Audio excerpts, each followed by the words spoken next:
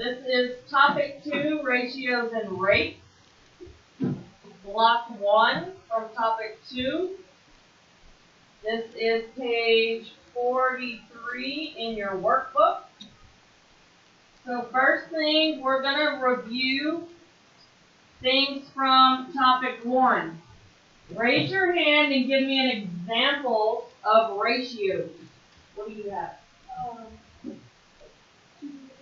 2 to 3 is an example of a ratio. Anybody have something else? What you got? 17 to 20. 17 to 20. Give me, I want something using words as a ratio. John? 4 boys to 6 girls. 4 boys to 6 girls. Beautiful. 7 red shirts to 6 blue shirts. 7 red shirts to 6 blue shirts. Did I say it right? Something like that? I like it. What you got? 5 chickens to 10 ducks. I like it. 5 Works. 10 ducks to 5 hogs. It works. 75 chickens to 1 duck. All right. We know some ratios. This one, what is an example of a unit rate? Does anybody remember a unit rate? Isn't a unit rate like 5 ducks to 30? Same as you make like 5 times. That's proportional. Unit rate.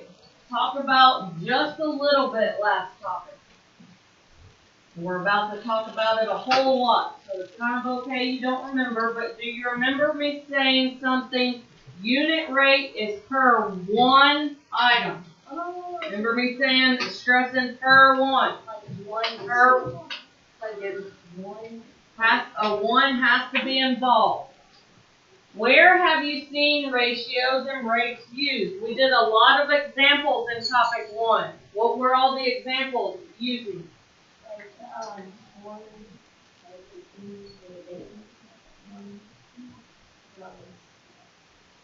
So, cooking uses ratios. Mixing paint uses ratios. What were some other problems that we looked at?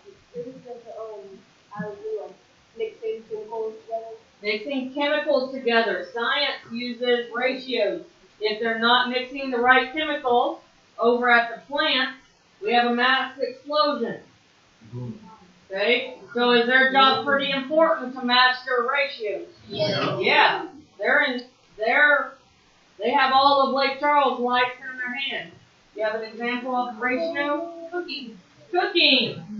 I have a lot of extraness going on. It needs to stop. Alright, so we have used ratios quite a bit so far. So we're going to first refresh our memory of all what we did last topic. So I have a sailboat here. Looks like they snipped a picture of the sailboat. They measured the height and the width of the boat. They found the height is 30, the width is 24. What are they going to do over here? I don't know. Is it going to be the same size boat on that canvas? No. Okay, what unit of measure was talked about on this canvas? Inches. What is talked about in real life? Feet. So, is the real boat the same size as the canvas? No. But what are they? They're proportional. It looks like it's half of the size, but is it really half of the size? No. Because then it would be 15 feet, but it's 15 inches. So they gave us some other scale. Okay, let's go into the other diagram and see what they're doing here. It's like they enlarged a picture. How did they find that magic scale factor number to be a 4? Yes, sir. They divided 40 by 10 and got 4. Well, what about that next problem? They did 8 divided by 32. No, 32 divided 32 divided by 8 and got the magic number of 4. So, and what do we call that magic number of a 4? Scale factor. Scale factor keeps things proportional. That's what tells us it's proportional and not cropped. I'm pretty sure that this goes along with your number 1 in your book. Am I correct? So we need to jot how we found scale factor down on number 1. We found the original height times the scale factor to find the new height. Same thing with the width. You can write one or both of these lines down for number 1. Original height times scale factor equals height of new image.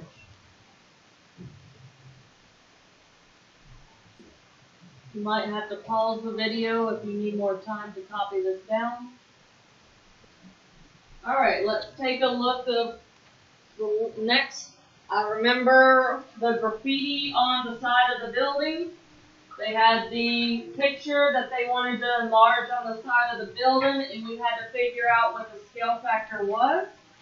And we found that if we took the new divided by the original, we could find the scale factor.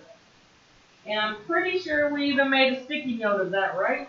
New divided by original. That's how we found scale factor.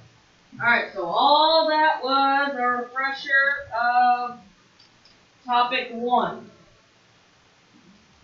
Now let's get into some unit rate stuff. So a unit rate is per 1. So let's say I'm talking about 50 miles per hour. Did I say the number 1? No. No. Is the number 1 implied somewhere? Yes. Where? Per hour. Per hour is not plural. So how many hours? 1. That is a unit rate. 50 miles per hour. That's a unit rate because it's 1 hour. If I said 100 miles in 2 hours, is that a unit rate?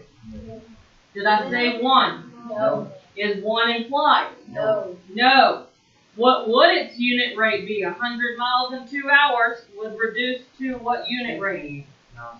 50 miles per hour. Same one, right? Okay. Those are equivalent ratios, but 1 is a unit rate where 1 is just a ratio. A picture could have a unit rate. If I was to shrink down the width to 1 inch, the length might be a different size. Or I could shrink the length down to 1 inch and the height would be a different size. Okay? Well, they did that math work for me.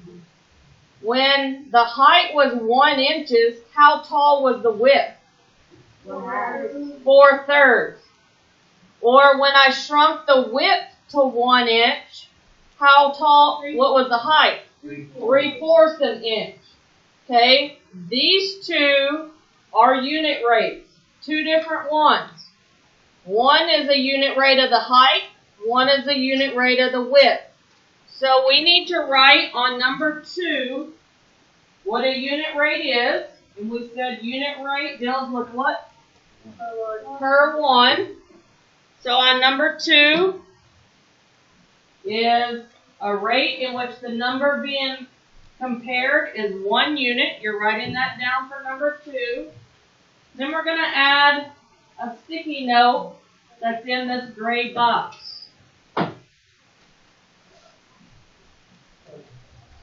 So writing the definition that's on number 2 and adding a sticky note that is in the gray box. You may need to pause the video to finish writing. Alright, so we're going to look at unit rates. So, number 3 in your textbook says to express the unit unit rates in two different ways. Well, right here on the bottom of the board, it's expressing it in two different ways. What is different about these two different ways it's expressing? Raise your hand and tell me. What are the two different ways? What's different?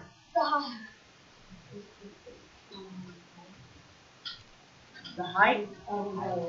What's different? The bottom number, the denominator of the Okay, so the fractions have been flipped. What else is different? On the first one, it's made The first one is looking at height per width. Second one is width per height. So if I only had an inch to work with on the width, this is how long the height would have to be. And vice versa. If I only had an inch of paper left in the height, that's how long I could make my width of my picture. So these two would be your answer for problem 3. So write those down. We're about to get there.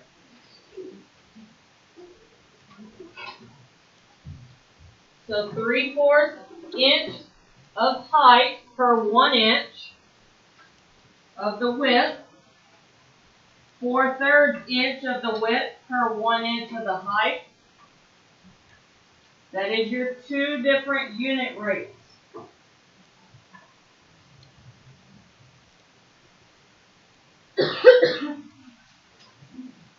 Put the book up and that might help.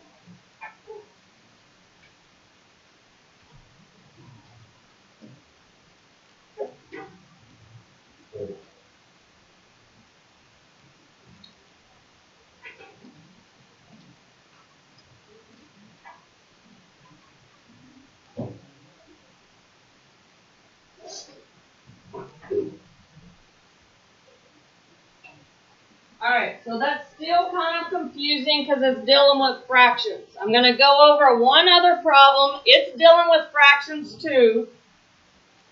Then I'll explain it in normal numbers to kind of make sense.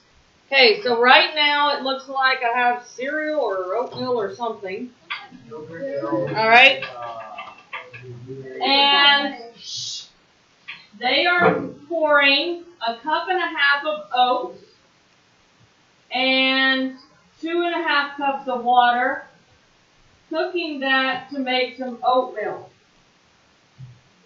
Okay, so unit rates are helpful because what if I only had a cup of oats? Am I still going to pour the same amount of water? No. So if I only had a cup, I would have to alter the amount of water I had.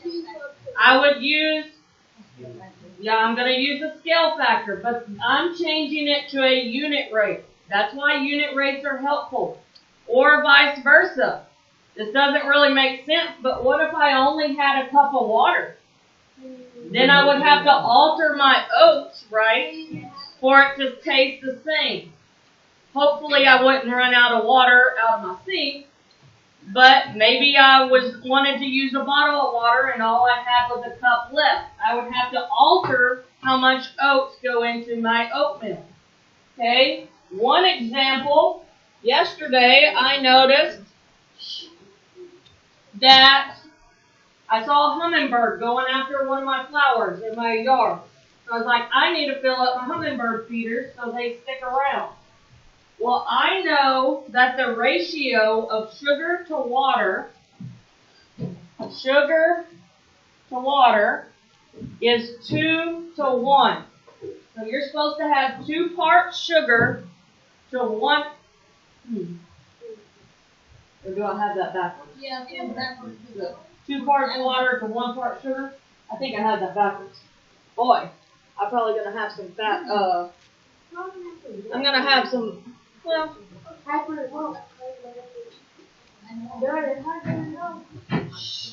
it's 1 cup sugar to 2 cups water. Well, my hummingbird feeder is bigger than 3 cups. Where did I get 3 cups? The total, I added it all together. My hummingbird feeder, I put this in it.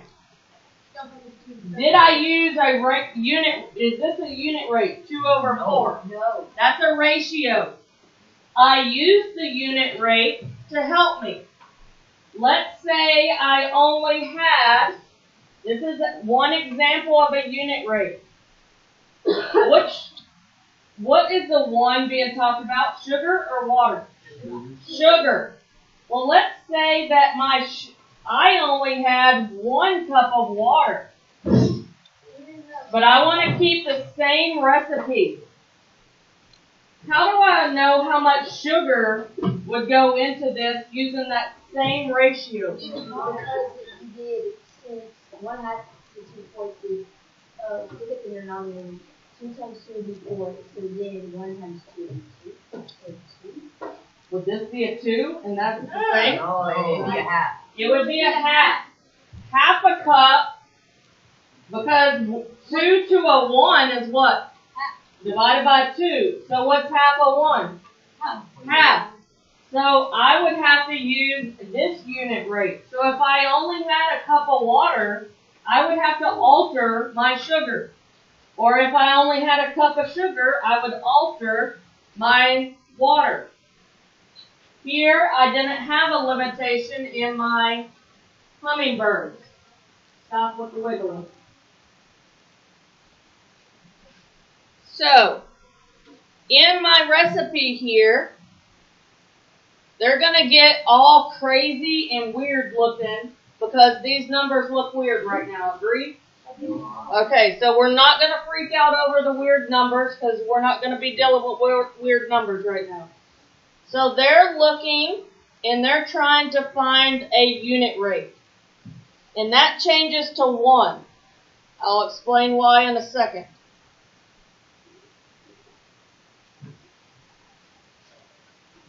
That changes to 1. When I have a number like 2/2, what does that equal? 1 whole. I'll replay this video. Were these numbers right here the same? No. That's why they changed to 1. I don't really care what this guy is. He looks crazy. This guy is the same. He changed to 1. And so now do I see unit rates? Do you see a 1? Yep, they look crazy because it's weird numbers, but I see 2 different unit rates. So if I only had 1 cup of water, do I know how much oats I would need?